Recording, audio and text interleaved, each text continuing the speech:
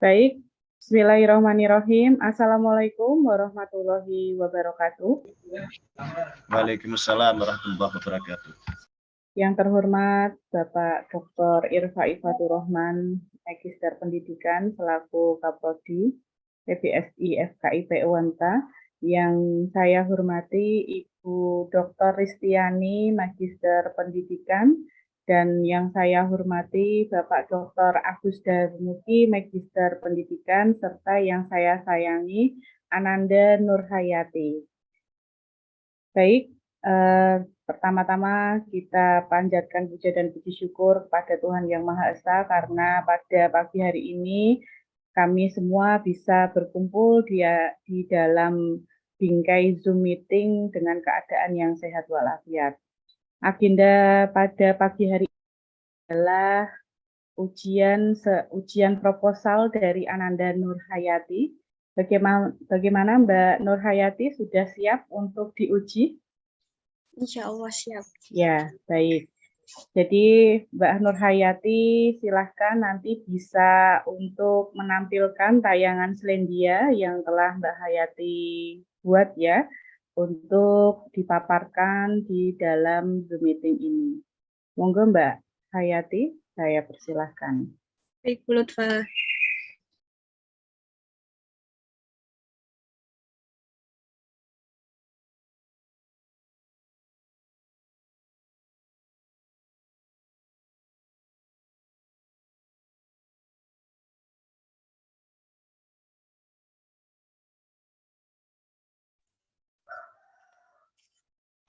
Baik, Bu Lutfa, terima kasih atas kesempatannya. Selamat pagi, Bapak dan Ibu dosen. Assalamualaikum warahmatullahi wabarakatuh. Yang terhormat, kepada Bapak Irfa Ifatur Rahman, Dr. Irfa Ifatur Rahman, SPD MPD. Yang terhormat kepada Ibu Dr. Lutfa Nugraini, SPD MPD, selaku dosen pembimbing. Yang terhormat kepada Bapak Dr. Agus Darmugi, SPD MPD, selaku dosen pembimbing yang kedua. Yang terhormat kepada Ibu Dr. Ristiani, SPD MPD, selaku dosen penguji. Pada kesempatan ini saya akan mempresentasikan proposal saya dengan judul Konflik Batin Tokoh Utama dan Tindakan Sosial dalam Novel Hell, karya Ika Natasha, kajian psikologi sastra Abraham Maslow. Sebelum melanjutkan, izinkan saya untuk memperkenalkan diri. Perkenalkan, nama saya Nurhayati, NIM 20203440, dari Pendidikan Bahasa dan Sastra Indonesia, Fakultas Keguruan dan Ilmu Pendidikan, Universitas Muria Kudus.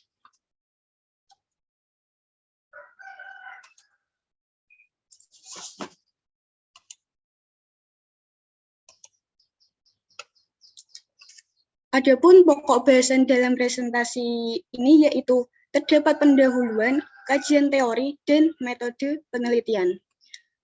Dalam latar belakang masalah, konflik batin merupakan permasalahan yang terjadi dalam hati dan pikiran pada jiwa seorang tokoh. Permasalahan tentang kejiwaan tokoh berkaitan dengan kehidupan yang memiliki urutan tuntutan untuk melanjutkan kehidupan. Kretsch mengungkapkan bahwa orang yang memiliki gangguan mental dapat memiliki perilaku yang memerlukan perawatan agar dapat mengekspresikan diri secara bebas dan mencoba melepaskan perasaan dan pikiran yang disembunyikan atau diabaikan. Sedangkan tindakan sosial itu muncul dari gejala-gejala kehidupan seorang terhadap perilaku yang nyata.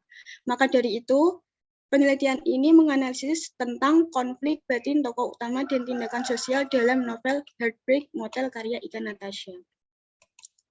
Selanjutnya, novel Heartbreak Motel ini tidak terlepas dari konflik batin yang dialami tokoh utama, menceritakan berbagai masalah termasuk yang berkaitan dengan kesehatan mentalnya, pelecehan seksual, konflik cinta, dan konflik keluarga. Pendekatan psikologi sastra dapat menjadi alat efektif dalam menganalisis tindakan sosial dalam konflik batin.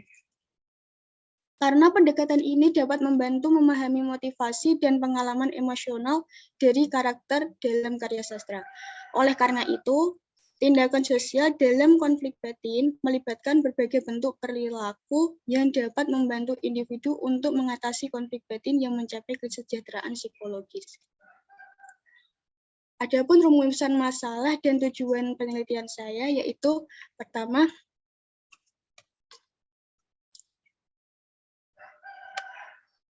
menganalisis tentang konflik batin dalam novel Heartbreak Motel. Yang kedua, menganalisis tindakan sosial dalam novel Heartbreak Motel. Yang ketiga, yaitu menganalisis penyelesaian konflik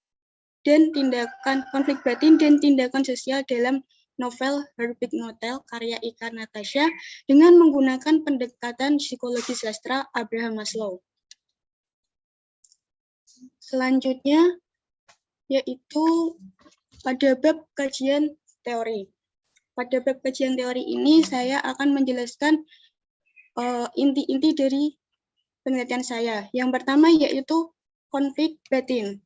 Konflik batin ini saya menggunakan teori dari Nurgiantoro yang memiliki dua konflik dibagi menjadi dua, yaitu konflik fisik dan konflik batin. Konflik fisik ini adalah konflik yang disebabkan adanya benturan antara tokoh dan lingkungan alam biasanya, yang berwujudkan percekcokan, penindasan, dan pukulan.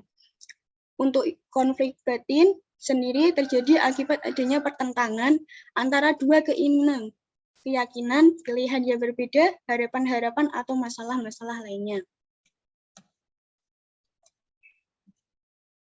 Untuk selanjutnya yaitu tindakan sosial. Tindakan sosial di sini saya memakai teori dari Max Weber. Tindakan sosial dari Max Weber ini dibagi menjadi 4, yaitu tindakan rasional instrumental, tindakan rasional nilai, tindakan tradisional, dan tindakan afektif.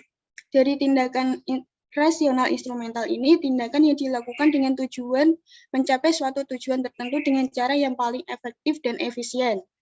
Untuk tindakan rasional nilai, tindakan yang dilakukan karena didasarkan pada keyakinan dan nilai-nilai yang dimiliki oleh individu atau kelompok. Tindakan tradisional ini tindakan yang dilakukan karena telah menjadi bagian dari kebiasaan atau bisa disebut dengan tradisi dalam suatu masyarakat atau kelompok. Tindakan afektif bisa dilakukan karena dipicu oleh emosi atau perasaan seseorang. Yang teori selanjutnya yaitu teori hierarki kebutuhan Abraham Maslow. Di sini teori ini digunakan untuk menyelesaikan konflik batin dan tindakan sosial dalam penelitian ini, dalam novel Heartbreak Motel. Yang pertama yaitu psikologi needs atau kebutuhan fisiologi. Yang kedua, safety needs atau kebutuhan akan keamanan. Yang ketiga, social needs, kebutuhan akan memiliki kasih sayang. Yang keempat, esteem needs atau kebutuhan akan penghargaan. Yang terakhir, self-actualization, kebutuhan akan aktualisasi diri. Saya akan menjelaskan teori kebutuhan Abraham Maslow ini. Kebutuhan fisiologi itu kebutuhan yang paling mendasar yang pertama kali harus dipenuhi, sehingga jika sudah terpenuhi, manusia akan berusaha mencapai kebutuhan selanjutnya. Dalam kebutuhan fisiologi ini seperti bernafas, makan, minum, dan tidur. Selanjutnya yaitu kebutuhan rasa aman. Individu bisa bebas melakukan aktivitasnya tanpa terganggu oleh ancaman-ancaman yang dapat mengganggu keselamatannya, seperti rasa aman dari kriminalitas, diejek, atau direndahkan. Selanjutnya, yaitu kebutuhan rasa kasih sayang, yaitu kebutuhan yang dimiliki dan memiliki kehangatan, kekeluargaan, memberi dan menerima kasih sayang, atau persahabatan. Seperti dapat perhatian dari keluarga, teman, atau pacar. kebutuhan selanjutnya yaitu esteem need atau kebutuhan akan penghargaan, yaitu kebutuhan karena rasa ingin dihormati orang lain akan pencapaiannya, atas pencapaiannya, seperti apresiasi, pujian dari orang lain. Untuk yang terakhir yaitu self-actualization atau kebutuhan akan aktualisasi diri. Kebutuhan ini yaitu kebutuhan untuk pemenuhan keberadaan diri.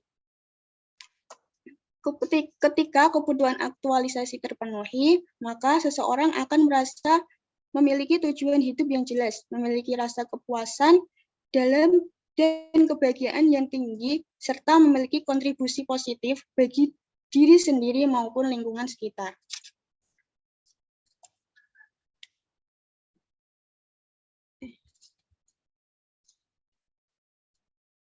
Selanjutnya yaitu kerangka pikiran dalam penelitian saya. Jadi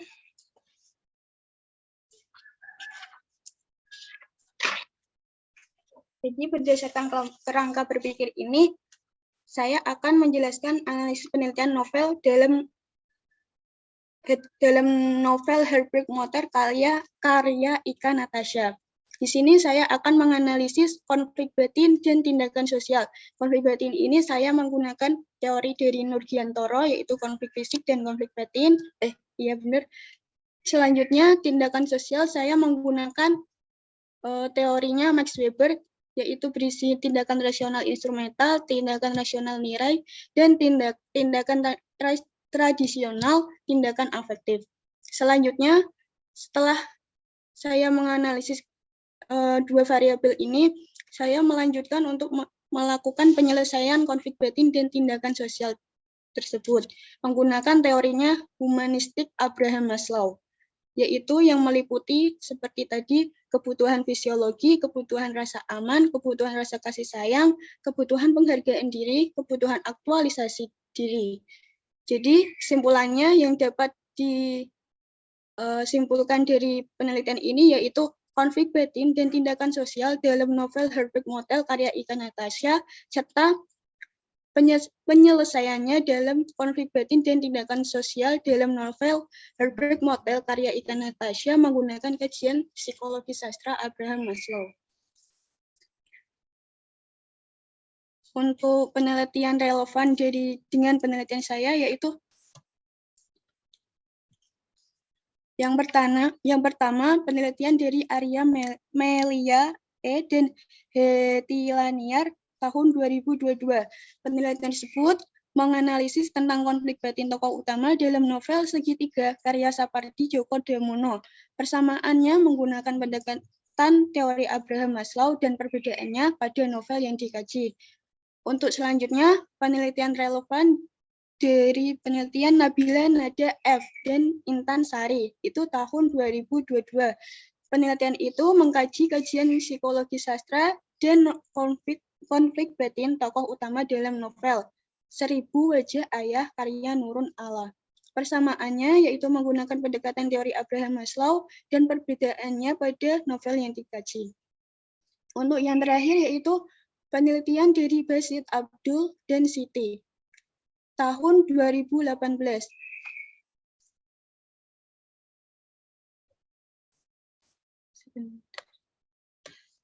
Jadi penelitian tersebut menganalisis tentang tindakan sosial tokoh Husna dalam novel Lovely Hana karya Indra Rahmawati berdasarkan perspektif Max Weber. Jadi persamaan pada analisis penelitian ini yaitu tindakan sosialnya, menganalisis tindakan sosial. Jadi dan perbedaannya pada novel yang dikaji. Selanjutnya yaitu pada bab 3 metode penelitian. Jenis metode penelitian peneliti yaitu menggunakan deskriptif kualitatif. Mengapa? Karena untuk memperoleh deskripsi yang rinci dan memperdalam tentang objek yang diteliti. Data penelitian saya terdapat data primer dan data sekunder. Data primer berisi kata-kata dan kalimat dalam novel. Data sekunder berisi buku-buku relevan, artikel jurnal, dan e-book. Sumber data yang saya gunakan yaitu sumber data primer dan sumber data sekunder. Sumber data primer yaitu novel Heartbreak Motel karya Ika Natasha diterbitkan oleh PT Gramedia Pustaka Utama pada tahun 2022. Novel ini memiliki 400 halaman. Untuk data sekundernya yaitu pustaka atau buku atau e-book. Teknik pengumpulan data yang saya gunakan yaitu menggunakan teknik simak dan catat.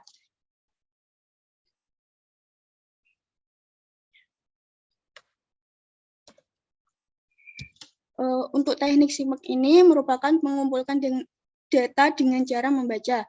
Teknik catat merupakan mengumpulkan data dengan cara mencatat atau mengutip teks. Yang terakhir yaitu teknik analisis data. Dalam penelitian ini, saya menggunakan Miles dan Huberman, yaitu yang meliputi pengumpulan data, reduksi data, penyajian data, dan penarikan kesimpulan. Terima kasih. Sekian presentasi saya. Wassalamualaikum warahmatullahi wabarakatuh. Waalaikumsalam warahmatullahi wabarakatuh. Terima kasih Mbak Nur Hayati tadi telah memaparkan materi dari hasil proposalnya dengan bagus dan lengkap. Untuk selanjutnya kami persilahkan kepada Dewan Penguji. Yang pertama untuk Ibu Dr. Ristiani, Magister Pendidikan, kami persilahkan. Terima kasih Bu Dr. Lutfa Nugraini atas kesempatan yang diberikan kepada saya. Baik, Assalamualaikum warahmatullahi wabarakatuh. Waalaikumsalam warahmatullahi wabarakatuh. Yang saya hormati Ketua Penguji Proposal Mbak Nur Hayati dan segenap penguji lain, Bapak Agus Darmugi, dan teman-teman Mbak Nur Hayati yang telah berkenan hadir. Baik, Mbak Nur Hayati, sebelum Bu Risti konfirmasi atau memberikan pertanyaan dan masukan-masukan, Mbak Nur Hayati sehat, ya? Alhamdulillah, Bu, sehat. Sudah minta izin ke orang tua kalau pagi ini ujian proposal? Sudah, Bu. Sudah, baik. Sudah pulpen, kertas sudah disiapkan? Sudah. Sudah, oke. Baik, Mbak Nur Hayati, pegang naskahnya. Naskah print out ya, nanti sambil dibuka ditandai ya, masukan dari Bu Risti. Ya, baik. Siap. Ini siap lahir batin ya. Oke. Baik, Mbak Nur Hayati, untuk sampai di tahap ini tentu tidak mudah ya. Saya ucapkan selamat terlebih dahulu. Mbak Aya sudah sampai di titik ini. Semoga ke depan diberi kemudahan, kelancaran hingga bisa lulus 7 semester. Amin. Amin. Yang ingin Bu Risti konfirmasi yang pertama, mulai dari awal ya kita ya. Karena ini Bu Risti ditugasi menjadi penguji, maka saya harus menguji. Begitu ya Mbak Aya. Yang pertama terkait dengan abstrak. Coba dilihat. Apakah itu sudah sesuai dengan pedoman penulisan atau belum?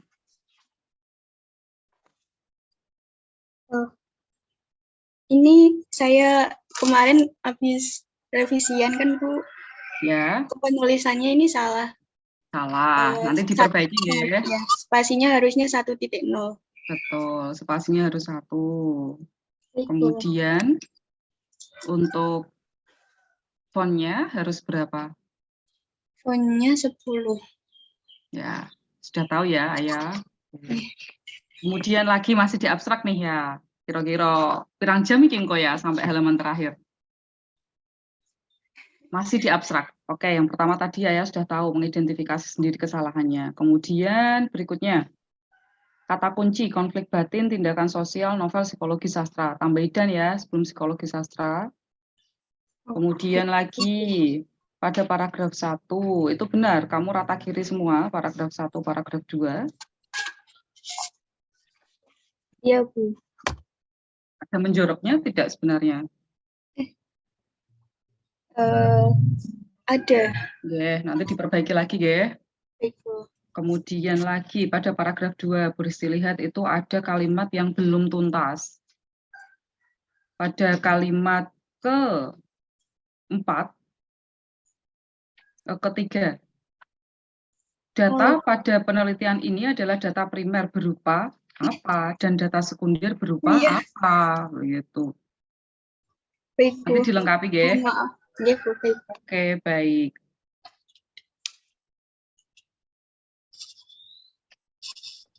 Teknik analisis data yang digunakan adalah model dari Mills dan Haberman berupa pengumpulan data, reduksi data, penyajian data, dan penarikan kesimpulan.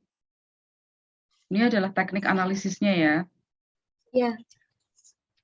Oke. Lanjut ke halaman berikutnya, daftar isi, Ayah. Sudah Ayah buka? Sudah. Ya, babmu itu berapa toh proposal ini? Bab ada 3. Lah, kok daftar isimu ono bab papat, ono bab 5? Berarti sampai 3 saja ya, Bu? Iyalah ya, kamu tulis tadi kan berisi tanya, proposalmu ada berapa bab? Kamu tanya, kamu menyampaikan 3 bab. Lah saya tanya, lah kok di daftar isi ono bab 4, bab 5? Baik, Bu. Nanti saya revisi lagi. Siap. Oke ya. Terima kasih. Baik, Bu. Baik. Untuk penulisan daftar isi nanti disesuaikan ya. Iya, Bu. Baik. Pak Agus senyum.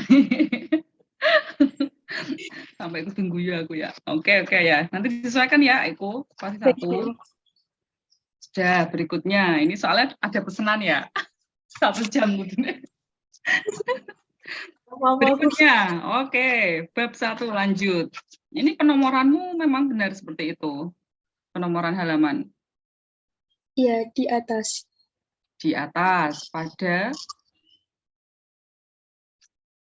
berarti atas kanan. Iya, Atas kanan. atas kanan. Ya, nanti di yang permulaan babnya seperti halaman 1 itu tidak perlu diberi halaman ya. Baik, Bu. Di atas ini loh. Ini kan kamu di atas toh. Iya. Kalau penulisan bab 1 pada awalan bab itu penulisan nomornya gimana? Nanti coba lihat di pedomanmu. Kamu salah ini ya. Nanti diperbaiki ya. Baik, Bu. Baik, berikutnya ya. Bu Rizky ingin konfirmasi terkait judul. Nanti ada hubungannya dengan latar belakang dan lain-lain.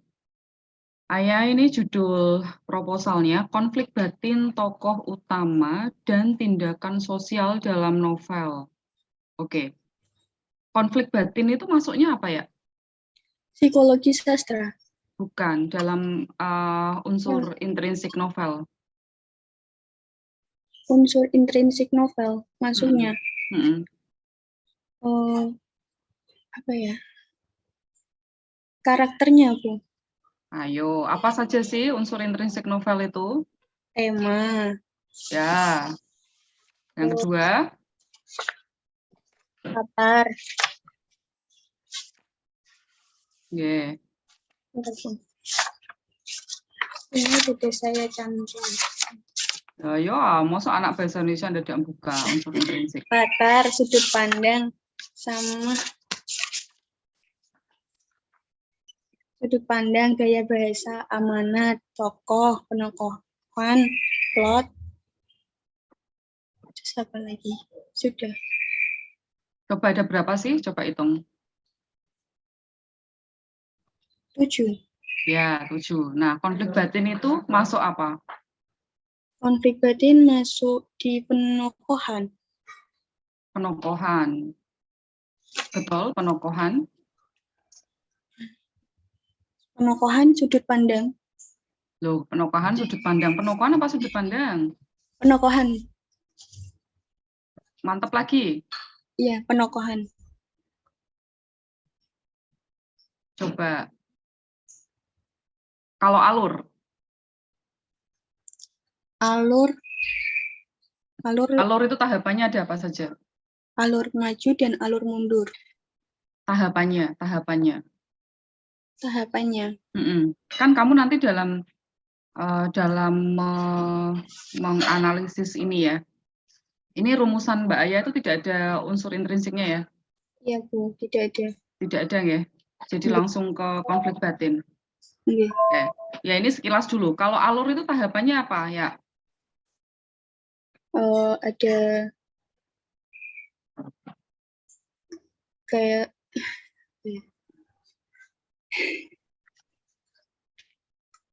yang saya tahu alur itu ada alur maju dan alur mundur, Bu. Tahapan itu kan jenisnya. Tahapan itu ada Tahapannya pengenalan, ada ada pemunculan konflik, terus pemunculan konflik, penyelesaian konflik ada juga. puncak, klimaks, terus peleraian. Nah, itu tahapannya, ya. Iya. Oke. Nanti dipelajari lagi ya. Baik, Bu. Terus berikutnya, ini Bu Rizky tanya, yang tindakan sosial ini masuknya apa ya? Masuknya di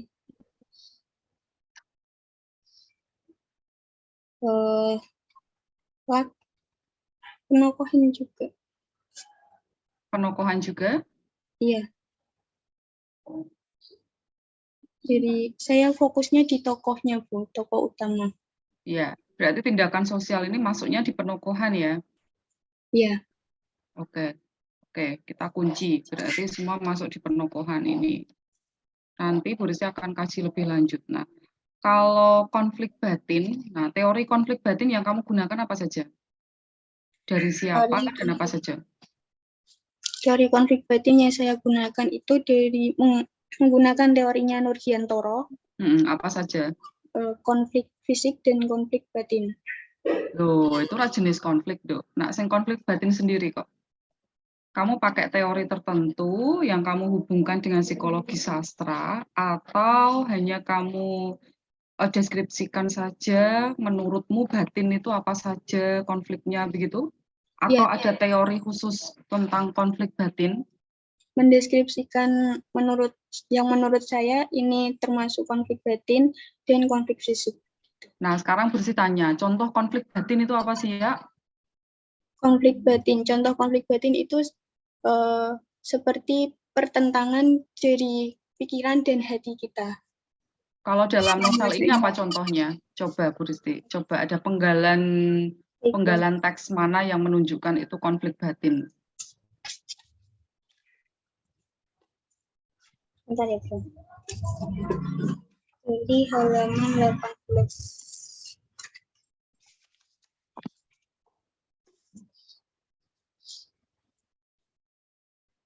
Dari halaman 18 ini, si tokoh utama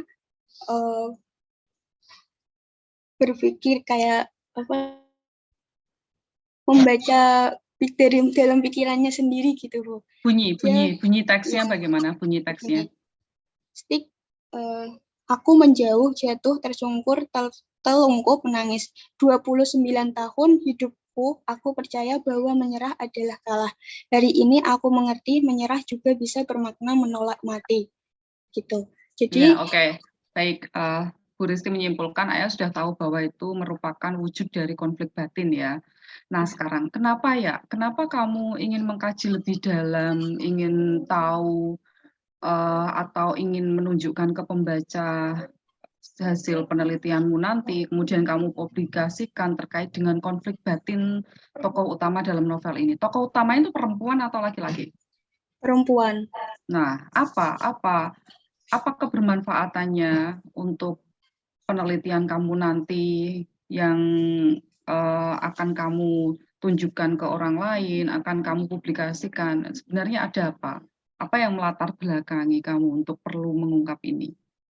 Sebenarnya dari sini saya tertariknya pada analisis novelnya ini, Bu. Setelah Analisis novelnya atau analisisnya? novelnya. Setelah itu kan saya mencari-cari tentang sinopsis dari novel ini. Nah, di sini lebih ke fokusnya pada konflik batin tokoh utama ini. Ada tidak pendapat kamu itu yang kamu tuangkan dalam bab 1 di latar belakang? Coba mana boleh ditunjukkan halaman berapa?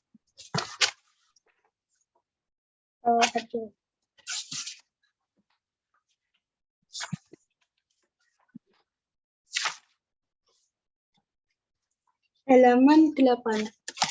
Di situ saya memilih novel Herbert Motter karya Ika Nastasia karena ditemukan beberapa permasalahan yang dialami oleh tokoh utama. Iya, itu Yang karena menimbulkan itu konflik. alasan kamu memilih novel itu. Sekarang yang Bu Rizky tanya itu alasan kamu atau hal yang melatar belakangi kamu melakukan penelitian tentang konflik batin dalam novel ini.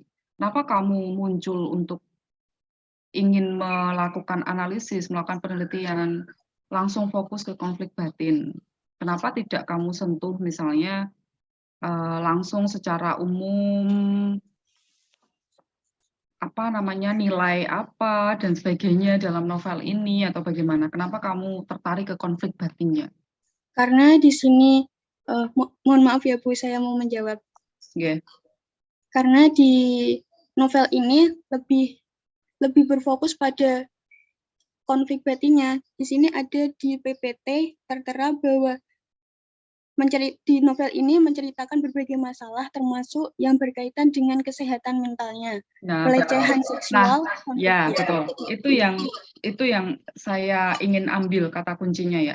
Jadi kamu Ayah coba masukkan lagi di latar belakang ini terkait dengan realitas sosial karena saya belum muncul, belum ada pernyataan atau pendapat Ayah terkait dengan kesehatan mental. Justru saya ingin Ayah itu menunjukkan di latar belakang kenapa Ayah ingin melakukan penelitian terhadap konflik batin dalam novel ini karena melihat realitas sekarang bahwa banyak terjadi kasus atau keadaan mental health atau kesehatan mental perempuan.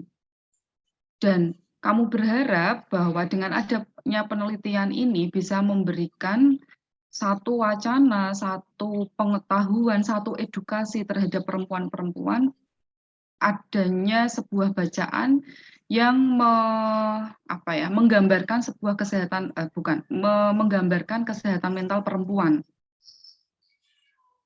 Dengan adanya bahan bacaan, kemudian referensi, edukasi dalam novel ini dan hasil penelitianmu, nanti kamu akan bisa mengarahkan atau memberikan sumbangsih atau harapan atau saran atau satu paragraf khusus pesan terhadap perempuan bahwa kesehatan mental itu perlu dijaga dan perlu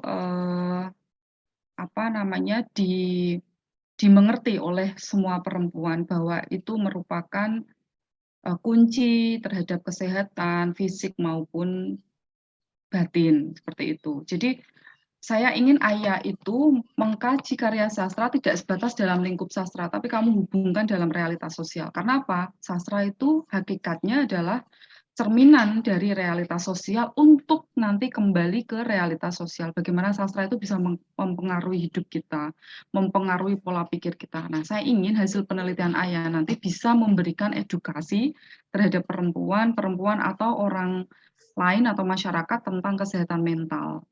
Dari hasil penelitian ini, kamu hubungkan bahwa oh ternyata dalam novel itu ada konflik batin yang semakin banyak nanti justru malah akan semakin menimbulkan masalah, begitu ya kan?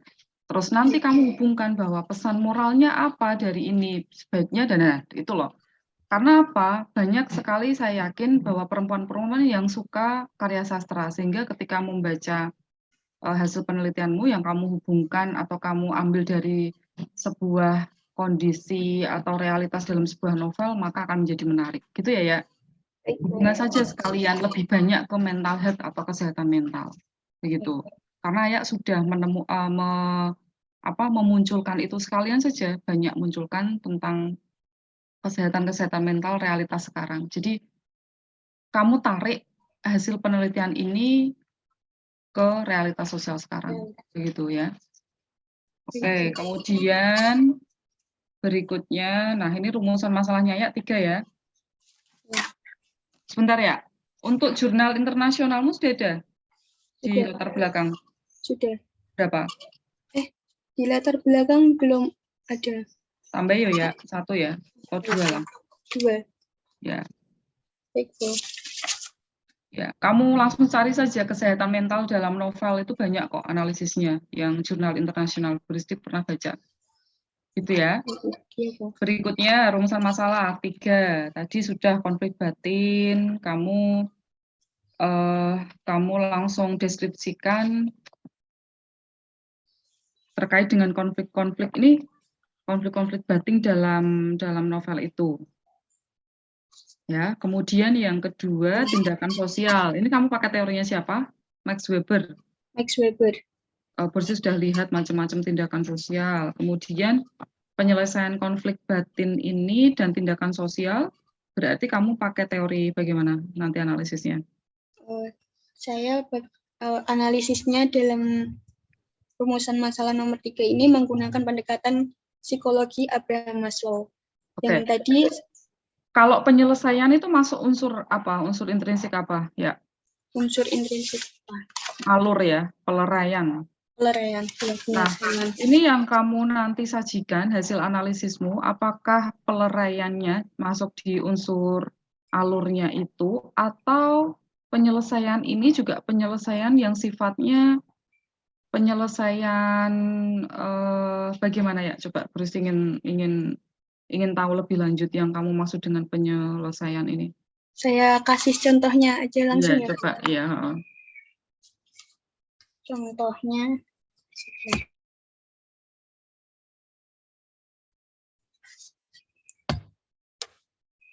Di sini saya mendapatkan contoh yaitu pada kebutuhan rasa kasih sayang. Tokoh utama mendapatkan kasih sayang dari sahabatnya, yaitu kata dari kutipan novel ini, Happy birthday Ava Alessandra. Hari ini kamu dapat kejutan dari keluarga dadakan, gitu. Itu penyelesaian dari konflik batin yang mana? Yang rasa kasih sayang. Di sini Ava Alessandra ini lagi apa ya, Bu? Lagi merenung di sebuah hotel, yaitu yang disebut Heartbreak Motel tadi. Berarti Bu Risti memberi saran gini ya, nanti konflik batin itu kamu klasifikasikan lagi. Konflik batin tokoh utama terhadap orang lain. Nah, atau kemudian misalnya ya ini ya, nanti Ayah yang tahu ya, coba ini Bu Risti memberi masukan saja, nanti Ayah yang mengidentifikasi lebih lanjut. Jadi nanti ada hubungannya antara rumusan 1 dengan yang ketiga. Jadi yang rumusan 1 nanti Ayah beri klasifikasi konflik batin tokoh utama dengan orang lain, itu yang pertama. Kemudian yang kedua konflik batin tokoh utama dengan dirinya sendiri. Kan ada jenisnya gitu toh ya? Macam-macam konflik. Konflik yang saya tahu dari beberapa jurnal itu yang relevan tidak ada, Bu. Langsung pada konflik fisik ini apa, konflik batin ini apa? Nah, coba ya lah, iki malah kamu mempertanyakan. Coba set ya neng Google ya saiki wae. Macam-macam jenis konflik batin. Wah, ono Bu Risti wae maca kok. Ayo coba. Sekarang. Konflik batin kecemasan gitu ya. Iya, ada konflik batin di tokoh utama dengan dirinya sendiri, konflik batin tokoh utama dengan orang lain, konflik batin tokoh utama dengan keadaan atau kondisi sosial sekitar, ada ya itu. Coba dicari, Bu Risti ingin tahu biar kamu paham.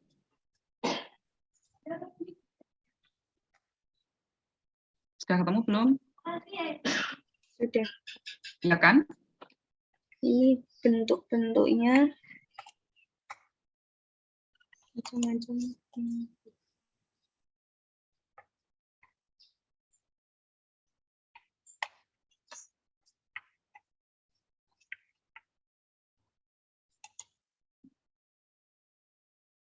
Sudah? Tidak ada, Bu. Di sini menjelaskan bahwa konflik batin itu ada 3, yaitu konflik mendekat dan mendekat, konflik mendekat menjauh, konflik menjauh gitu.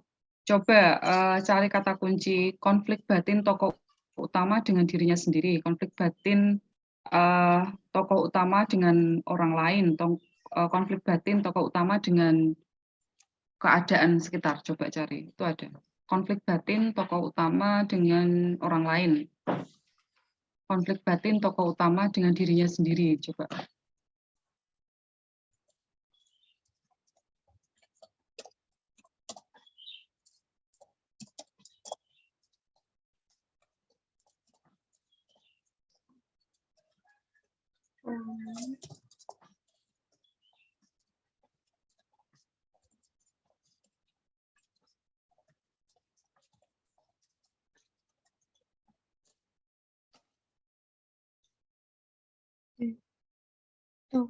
Konflik batin.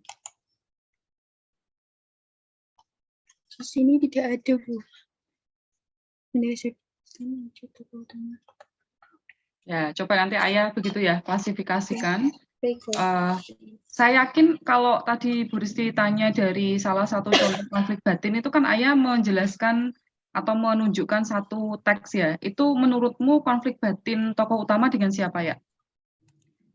Konflik batin tokoh utama dengan itu pemeran pembantunya seperti sahabatnya Nah, atau itu kan dengan orang lain kan ya? keluarga. Nah, itu berarti konflik batin tokoh utama dengan orang lain, ya kan?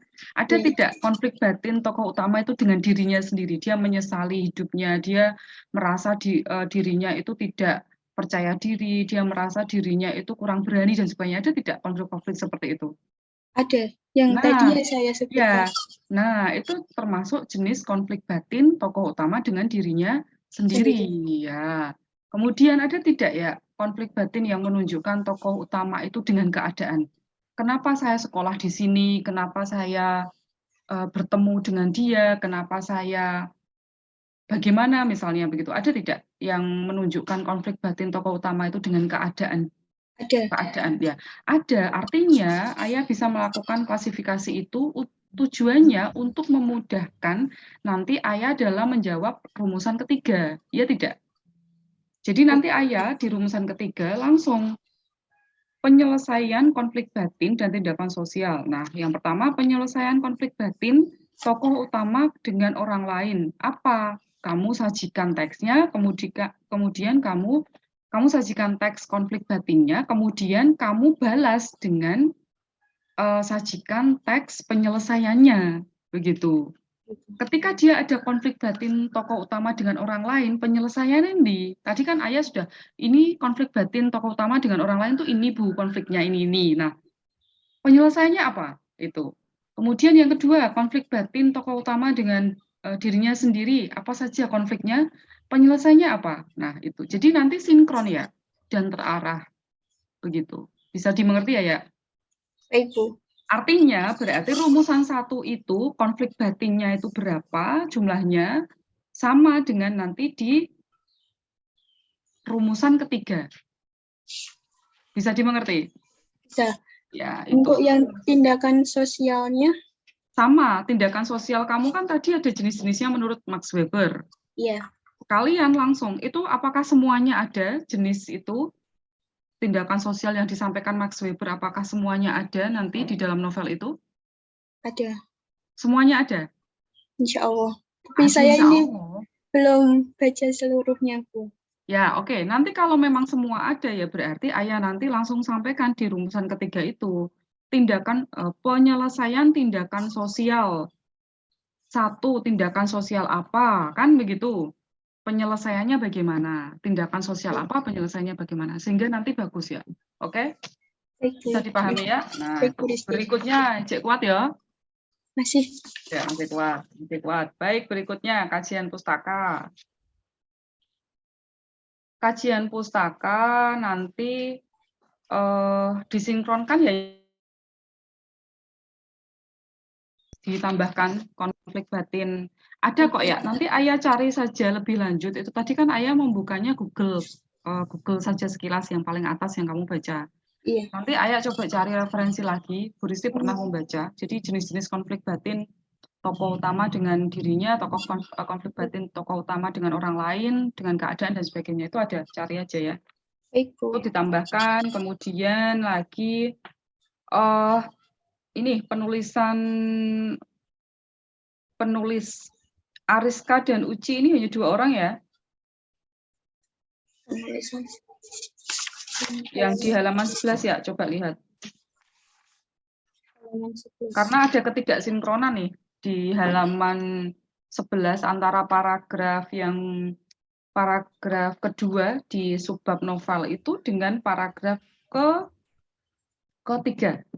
Itu kan kamu menulis Ariska dan Uci ya, Iya, 2020. Lah, sedangkan di paragraf ketiga kamu Ariska, Uci, 2020. Tapi ya sinkronkan ini, itu berapa orang aslinya? ini 2 orang. Jurnal atau buku? Jurnal, Oh, jurnal nggak usah halaman ya. nggak usah halaman. Baik, Bu. Oh. Terus penulisannya ya Ariska dan Uci.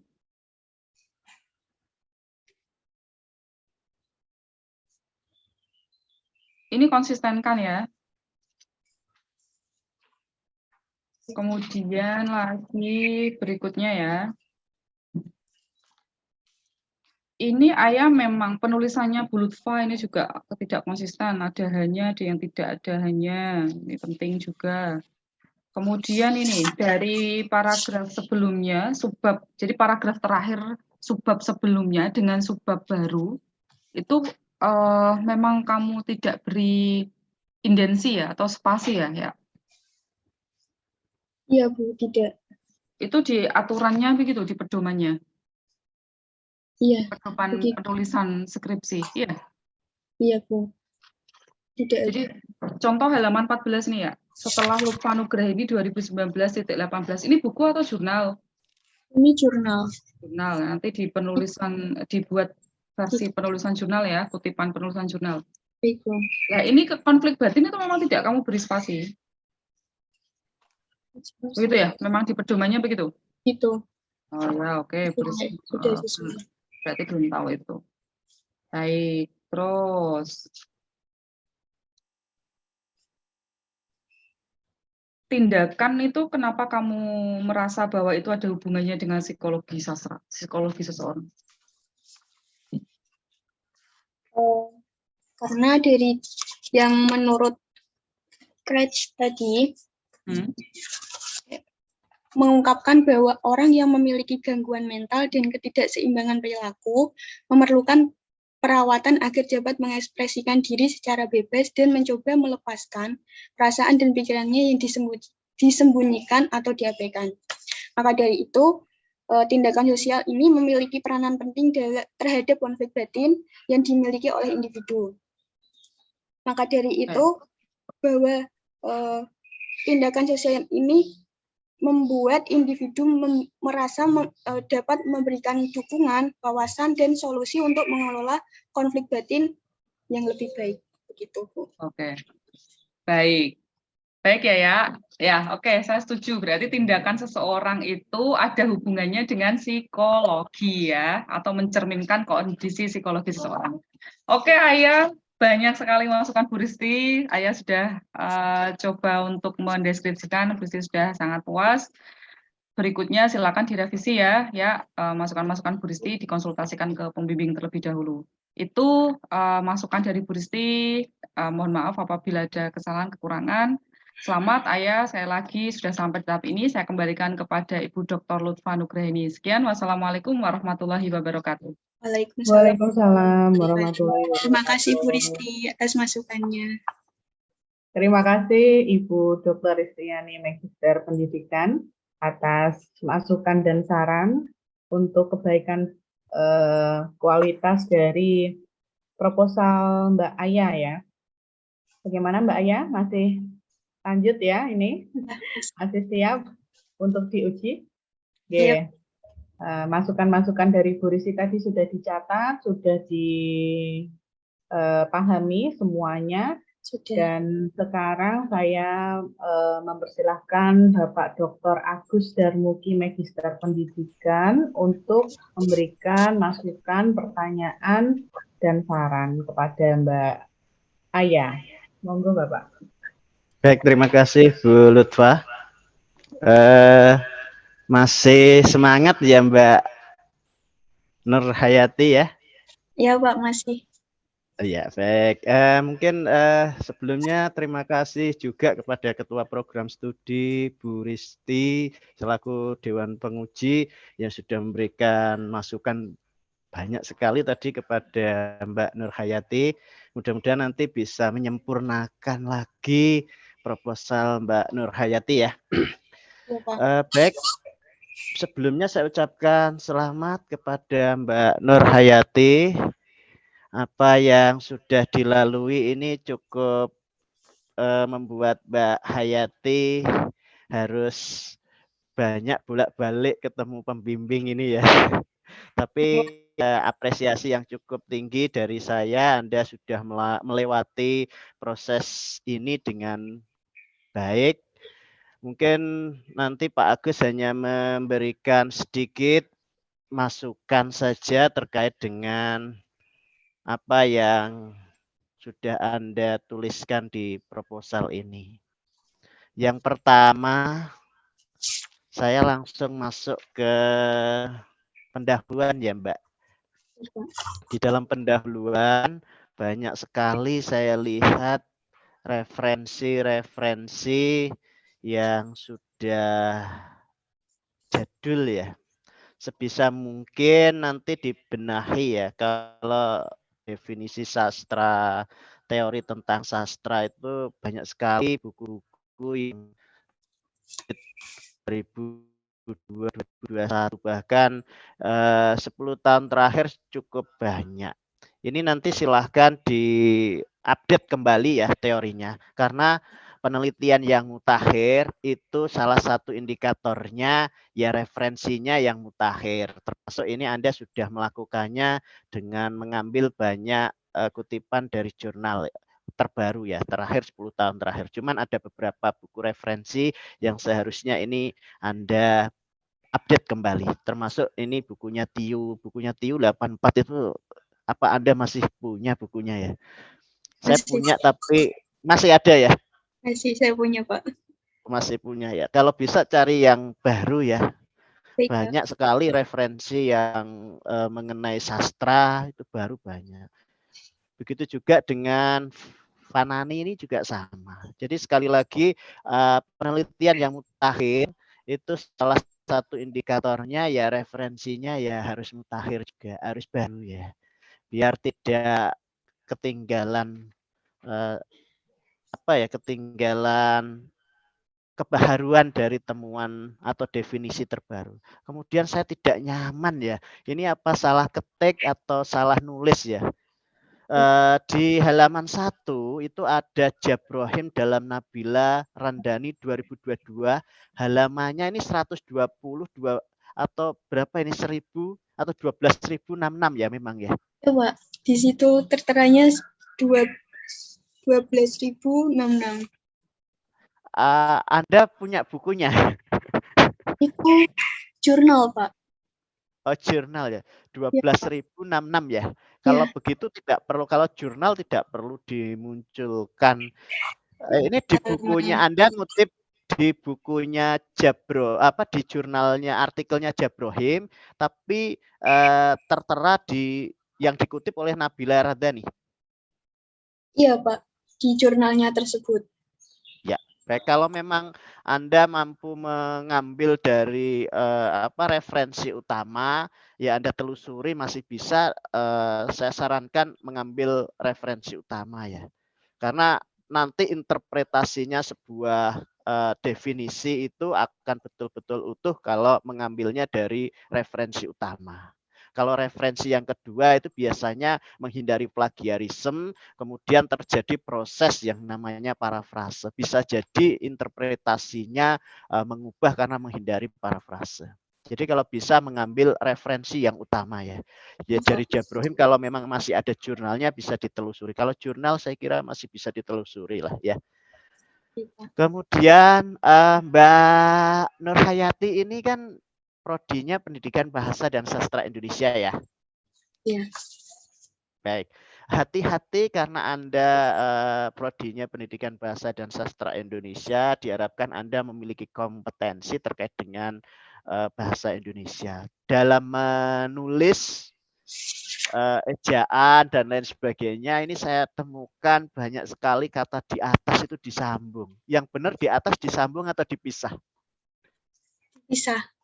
Dipisah di atas karena menunjukkan tempat, ya, menunjukkan tempat di mana Anda mendeskripsikan sesuatu hal yang ada di atasnya, menjelaskan yang ada di atasnya. Jadi tolong dipisah. Banyak sekali di atas, tapi disambung. Karena Anda jurusan pendidikan bahasa Indonesia, mohon untuk bisa komitmen menjaga tulisannya betul-betul sesuai dengan prodi. Kalau bukan Anda siapa lagi? Begitu ya. Baik, Pak. Ya, kemudian yang berikutnya di rumusan masalah. Di rumusan masalah ini yang ingin saya konfirmasi Mbak Nurhayati. Itu di atasnya juga masih disambung ya, kata di atas itu masih disambung. Yang pertama, bagaimana konflik batin dalam novel? Konflik batin ini dia menggunakan teorinya siapa? Teorinya Nurgiantoro. Nurgiantoro. Di dalam konflik batin menurut Nurgiantoro itu apa saja? Ada konflik fisik dan konflik batin. Anda berarti mengambil salah satu saja ya? Dua-duanya, Pak. Konflik fisik juga Anda jelaskan nanti? Iya. Baik. Oke, berarti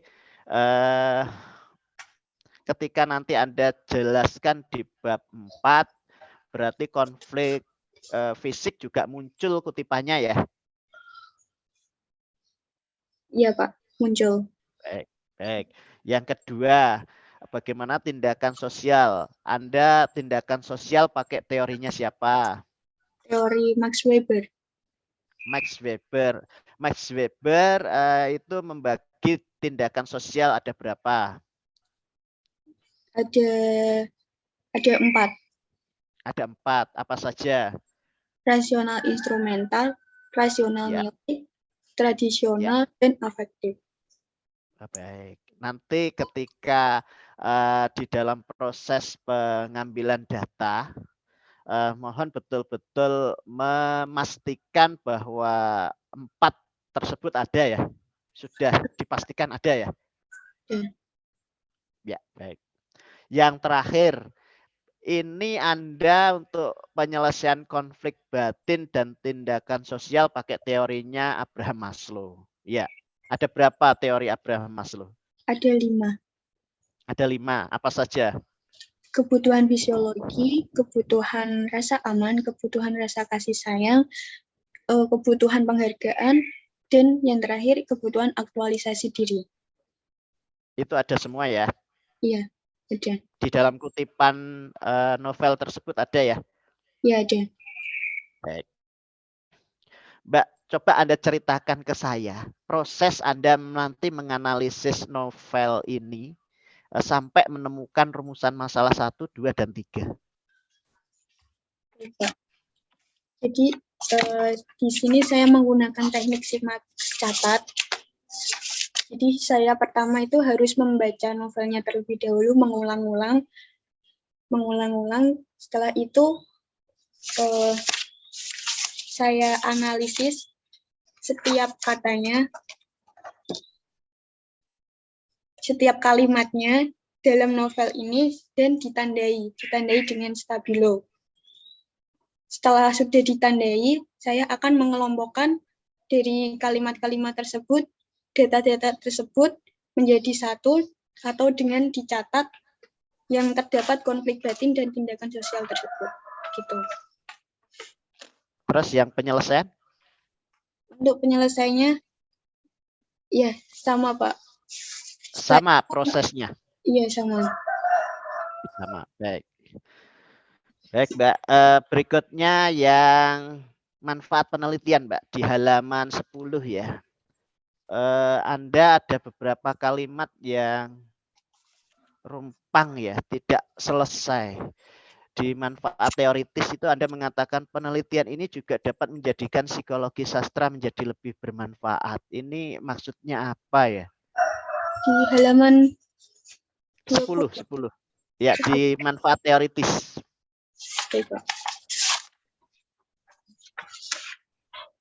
teori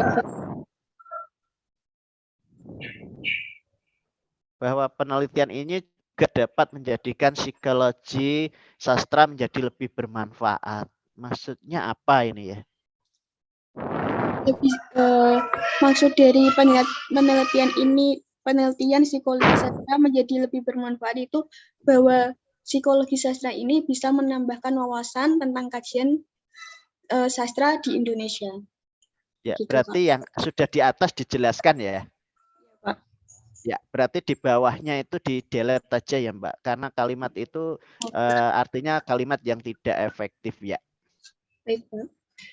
Baik. Yang kedua, ini saya satu lagi manfaat praktis. Manfaat praktis itu langsung terkait dengan substansi person atau kelompok yang bisa dirasakan manfaat dari ini.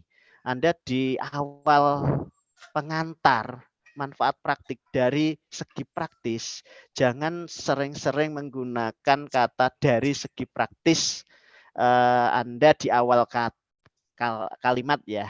Kemudian saya membacanya diharapkan penelitian ini dapat digunakan untuk menambah pengetahuan dan wawasan peneliti, pembaca, penulis, dan lainnya. Diharapkan penelitian ini juga dapat menjadi referensi bagi penelitian lainnya. Penelitian ini juga ini hampir sama dengan bagi peneliti, bagi pembaca, dan bagi peneliti lainnya. Ini kalau Anda ingin membuat kalimat pengantar, sudah to the point aja. Manfaat praktik dalam penelitian ini terdiri dari atau bagi peneliti, bagi pembaca, dan bagi peneliti lainnya.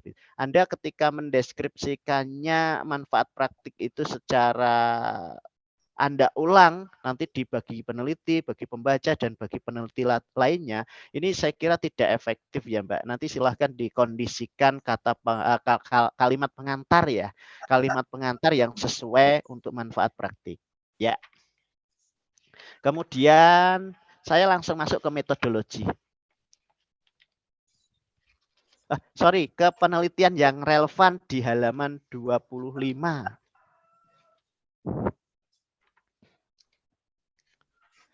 Di halaman 25.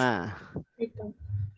Ya, ketika Anda memunculkan penelitian-penelitian yang relevan, ini sebenarnya Anda mengambilnya langsung dari abstrak di artikelnya ya. Nomor 25. Ya, 25. Iya. Ya, berarti Anda ambil copy paste langsung Anda tambahkan begitu ya. Bukan dari abstraknya. Ini ada beberapa yang saya ambil tapi Deskripsikan ada sendiri. Iya, ada beberapa yang tidak gitu. Untuk Kalau persamaan. kalau bisa di penelitian relevan ini Anda original deskripsikan sendiri ya, jangan copy paste dari abstrak. Karena saya lihat Anda hanya menambahkan selain itu penelitian dilakukan bla bla bla bla bla, terus di situ langsung tujuan penelitian tersebut adalah, itu pun Anda ketika menuliskan kata penelitian memberikan itu masih belum tepat. Dan ketika Anda memang betul-betul copy paste, usahakan deskripsikan sendiri dengan bahasa Anda ya. Iya. Baik. Kemudian yang di halaman 31, saya masih menemukan pengetikan kata yang masih salah, karena ini sekali lagi ada jurusan Prodi Pendidikan Bahasa dan Sastra Indonesia. Mohon ketika menuliskan persamaan itu bukan prasamaan gitu ya. Anda bisa membuka di halaman 31 ya. Saya masih menemukan salah pengetikan dan lain sebagainya masih banyak. Kalau perlu Anda sebelum di print dibaca terlebih dahulu, hindari kesalahan pengetikan, kemudian kesalahan ejaan dan lain sebagainya. Ya.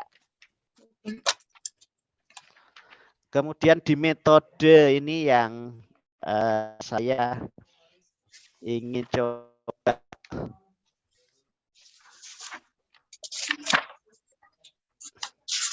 Baik, Mbak. Data penelitian ini berupa apa, Mbak? Berupa kata dan kalimat. Ya, artinya sumber data primernya apa? Sumber data primernya novel Heartbreak Motel. Ya, kalau data sekundernya? Data sekundernya berupa referensi-referensi, jurnal, buku, gitu Pak. Baik, oke. Saya langsung ke pengumpulan data. Metode penelitian ini termasuk metode penelitian apa? Metode penelitian deskripsi kualitatif. Deskriptif kualitatif. Kemudian teknik pengumpulan datanya menggunakan apa? Menggunakan teknik simak catat. Oke, simak catat. Boleh nggak saya mengatakan teknik baca saja? Teknik boleh, Boleh. Mengapa? karena disimak sama seperti baca. Artinya memang teknik baca dan simak catat itu adalah satu metode yang sama, cuma istilahnya berbeda ya. Iya. Ya, hati-hati ya ketika Anda mendeskripsikan begitu masuk ke teknik pengumpulan data. Maka gunakan istilah yang lazim, yang umum.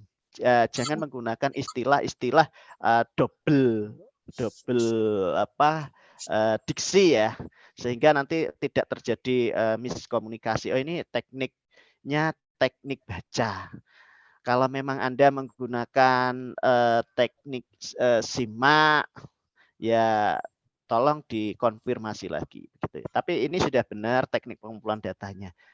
Berikutnya, ketika teknik pengumpulan data itu dilakukan, langkah-langkah konkret Anda di lapangan apa? Saya akan membaca dulu novelnya. Setelah itu Bentar, menandai dan kira-kira berapa kali Anda membaca novelnya? kurang lebih 3 atau 5 gitu. 3-5 kali ya. Artinya berkali-kali ya. Nggak mungkin melakukan 1 kali membaca terus Anda selesai. Ketika membaca novel ini harus berkali-kali. Karena ketika mengumpulkan data, Anda di atas sudah mengatakan teknik pengumpulan datanya adalah teknik baca. Artinya membacanya tidak 1, 2, 3 kali, tapi berkali-kali. Oke. Berikutnya, langkah selanjutnya. Langkah selanjutnya yaitu menandai dan menganalisis dari kalimat-kalimat dengan konflik batin tersebut dan tindakan sosial serta penyelesaian konflik batin dan tindakan sosial tersebut. Baik. Setelah itu, setelah sudah dicari pengumpulan datanya, dicatat kalimat-kalimat tersebut. Saya konfirmasi dulu, Mbak. Anda mengatakan kalimat-kalimat atau kutipan-kutipan? Kalimat di proposal saya kalimat. Yang benar kalimat-kalimat atau kutipan-kutipan yang dikumpulkan atau Kutipan. yang dicatat? Kutipan. Mohon nanti dikonfirmasi ya. Kalau kutipan itu dasarnya dari data sekunder, data primer, data primer. Begitu ya. Hati-hati. Kalau kalimat-kalimat itu abstrak, tapi kalau Anda mengatakan kutipan, oke lah kutipan yang ada di novel atau di dalam novel itu. Selanjutnya bagaimana, Mbak? Selanjutnya, setelah mencatat kutipan dalam novel tersebut, saya sebagai peneliti mengelompokkan semua data-data yang telah ditandai dan dicatat tersebut ke dalam proposal skripsi. Oke, baik. Selanjutnya, saya langsung masuk ke analisis data. Teknik analisis data Anda menggunakan apa? Teknik analisis data saya menggunakan model dari Mills dan Huberman. Apa? Yaitu pertama pengumpulan data, reduksi data, penyajian data, dan penarikan kesimpulan. Ya, itu secara teoritis. Tapi secara praktisnya apa yang Anda lakukan di dalam pengumpulan data? Ya, pengumpulan data. Penyajian data, dan penarikan simpulan. Anda mungkin bisa menjelaskan? Yang pertama yaitu saya mengumpulkan datanya terlebih dahulu. Setelah itu reduksi data, menganalisis data tersebut. Setelah itu penyajian data, yaitu menyajikan data-data yang sudah terkumpul tadi ke dalam skripsi dan menarik kesimpulan dari yang sudah saya temukan data-data tersebut dalam kutipan novel. Baik, oke Mbak. Tadi ini hanya sekedar konfirmasi tadi ya, karena ketika Anda nanti betul-betul mengambil data, Anda betul-betul sudah tervalidasi prosesnya. Ini penting di dalam proposal. Saya anggap metodologi itu suatu cara yang digunakan untuk mengumpulkan data. Jadi metodologinya harus benar dulu. Kalau metodologinya sudah benar, silahkan ambil data. Masukan saya yang terakhir tentang daftar pustaka. Mbak, sebenarnya kalau Anda menulis daftar pustaka dari buku itu apa saja sih? Nama, pengarang, tahun. Ya, coba. Nama, pengarang, tahun, penerbit, sama sudah. Anda makanya di daftar pustaka masih salah ya. Jadi yang benar adalah nama, titik, tahun terbit, titik, judul bukunya, titik, nama kota, baru nama penerbit. Ya, ini nama kota hampir semua di daftar pustaka Anda tidak muncul. Ya, nanti ditambahin nama kota. Misalnya saya berikan contoh yang tadi saya sudah ini Rukayat Ajat 2018 pendekatan penelitian kualitatif research approach, penerbit dipublish. Harusnya sebelum penerbit ada Yogyakarta .2 dipublish ya. Semua kutipan di daftar pustaka Anda yang dari buku itu belum mencantumkan kota terbitnya. Ya, nanti silahkan ditambahkan ya. Saya kira itu Mbak Nurhayati, sukses selalu. Anda sudah menyelesaikan pada tahap ini dengan baik. Saya kembalikan ke Bu Lutfah, monggo Bu. Oke, terima kasih Bapak Dr. Agus dan Miki, Terima kasih Pak. Magister Pendidikan atas masukan saran untuk Mbak Aya ya. Masih semangat Mbak Aya? Semangat Bu. Oke. Ini adalah untuk kebaikan Mbak Aya ya, untuk proposal dari Mbak Aya. Kemudian untuk Bu Lutfa di sini, Bu Lutfa hanya menambahkan sedikit saja terkait masukan proposal Mbak Aya ya, karena tadi dari Bu Risti dan Pak Agus sudah bagus masukannya untuk perbaikan dan penyempurnaan dari proposal Mbak. Oke, untuk yang bagian pendahuluan Mbak, betul kata Pak Agus tadi bahwa kita sebagai orang sastra ya, orang bahasa dan sastra Indonesia, ini harus berhati-hati dalam menggunakan atau penulisan, baik dari kata maupun penggunaan paragraf, membuat paragraf juga, kata hubung misalkan jadi itu tidak boleh dipakai di awal paragraf. Oleh karena itu dan lain sebagainya, ini masih banyak ya Mbak, halaman 2, kemudian halaman 4, jadi konflik merupakan, nah ini tidak boleh kata hubung dipakai di awal paragraf. Kemudian tadi penulisan kutipan-kutipan juga masih kurang sesuai ya Mbak Aya ya, nanti bisa diperbaiki. Kemudian Abraham Maslow itu kalau misalkan kita menulis harus nama belakangnya tidak perlu ditulis lengkap, ya Mbak Aya ya. Itu. Tuh, kemudian untuk ini sebagai ini ya Mbak ya. Ika Natasha adalah seorang pengusaha selain berprofesi sebagai penulis. Nah, di sini Mbak Aya, ini kan karya milik Ika Natasha. Jadi Mbak Aya nanti bisa menambahkan ciri khas dari karya-karya Ika Natasha. Ya, tadi Mbak Aya sudah menjelaskan bahwa Ika Natasha itu lulusan dari ini, menjelaskan biografi secara singkat dan memberikan novel-novel karya dari Ika Natasha. Jadi novel-novel yang sudah terbit itu judulnya itu kan underground, kemudian antologi rasa, kemudian ada Trevor Free ya. Nah, kemudian Critical Eleven. Nah, ini Mbak Aya juga bisa menganalisis mengapa ini judulnya yang ditulis oleh Ika Natasha itu menggunakan bahasa asing. Nah, ini kan bisa Mbak Aya bisa menuliskan bahwa ini salah satu contoh atau ciri khas dari karya Ika Natasha. Nah, kemudian untuk isi novelnya ini bagaimana, apakah terkait tentang konflik batin atau apa, nanti bisa ditambahkan ya Mbak. Ini merupakan salah satu faktor atau bukti pendukung Mbak Aya dalam menganalisis novel ini. Ya, mengapa ada hubungannya apa tidak, konflik batin dan tindakan sosial dalam psikologi sastra. Itu Mbak Aya.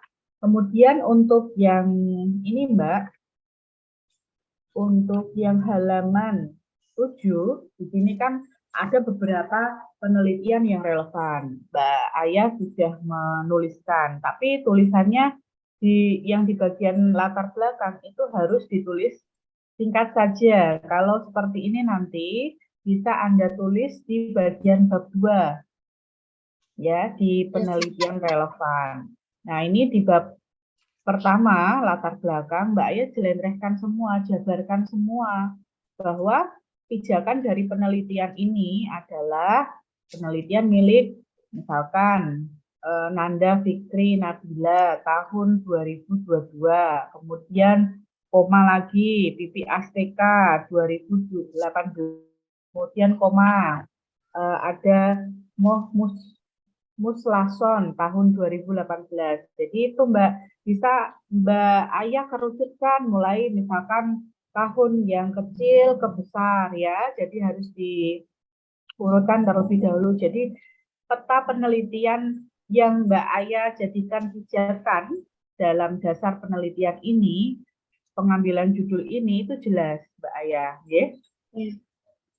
Gitu. Jadi ditulis secara singkat saja Mbak Aya. Kemudian penulisan di mana juga masih ya, masih kurang, silakan nanti bisa diperbaiki. Kemudian di sini Mbak Aya di bagian halaman 31 ya, itu ada penelitian yang relevan. Nah, penelitian yang relevan di sini itu jumlahnya 25 Mbak, ya. 25 dibagi 2, ada dari jurnal nasional dan jurnal internasional. Jurnal nasionalnya 20, jurnal internasionalnya 5. Nah, ini tujuannya mengapa kok ada diambil dari jurnal nasional dan internasional, bahwa penelitian Anda ini ada di luar negeri gitu loh, di jurnal luar. Ya, tidak hanya di Indonesia saja, tetapi di jurnal-jurnal mancanegara juga ada penelitian yang terkait tentang mental kesehatan, ya, apa psikologi dan lain sebagainya. Itu Mbak Aya dari Bulutva. Begitu, terus kemudian di sini nama Bulutva juga masih kurang ya, kurang hanya ya. Nanti kalau kurang bacaan lagi jadinya. Ibu. Gitu ya Mbak ya. Itu Mbak Aya dari saya. Selamat sekali lagi saya ucapkan kepada Mbak Aya atas pencapaian di tahap ujian proposal ini. Semoga masukan-masukan dari Bapak Ibu dosen tadi yang sudah diberikan untuk Mbak Aya bisa Mbak Aya analisis lagi, Mbak Aya perbaiki lagi untuk kualitas dari proposal Mbak Aya. Untuk perbaikan 1 minggu ya Mbak, silahkan bisa dimulai dari Ibu Risti, kemudian Pak Agus dan Bu Lutfa. Begitu Mbak Aya, jangan merasa kok banyak sekali masukan-masukan dari Bapak Ibu dosen, itu malah lebih bersyukur Mbak. Ya, karena apa, ini adalah pertanggungjawaban Anda untuk pendidikan. Semoga nanti proposal Anda, penelitian Anda bisa menjadi motivasi penelitian-penelitian yang lainnya. Itu Mbak Aya.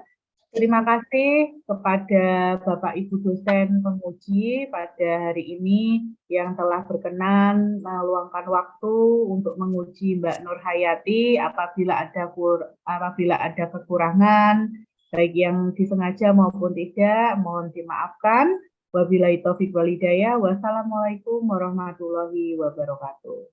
Waalaikumsalam warahmatullahi wabarakatuh. Bisa itu ya teman-teman, bisa dibuka dulu kameranya Mas Fauzi, Mas Amsyah, kemudian Ibu Risti untuk dokumentasi ujian Mbak Aya pada pagi hari ini.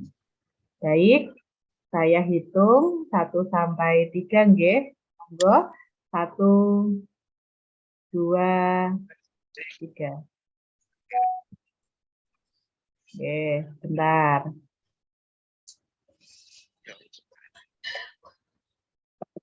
Semangat ya, semangat revisi. Kuat ya? Semangat, Ya. semangat banget. Kuat Oke. revisi. Gaya bebas Mbak Aya. Sudah plong ya, tinggal Semangat revisiannya. ya. Oke, bebas yuk. 1, 2, 3. Ya, terima kasih Bapak Ibu dosen. Aya. Terima kasih Saya- Bu Risti, Bu Lutfa. Makasih. Oke, Semangat oke. ya. Oke. Yeah. Segera Mbak ya.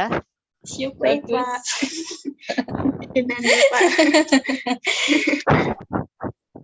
Halo Bapak Ibu. Ya. Ini pasti dihina ini. Di rumah saya Bu. Oke. Begitu saya izin lift dulu nggih Bapak Ibu. Baik Bu. Oke.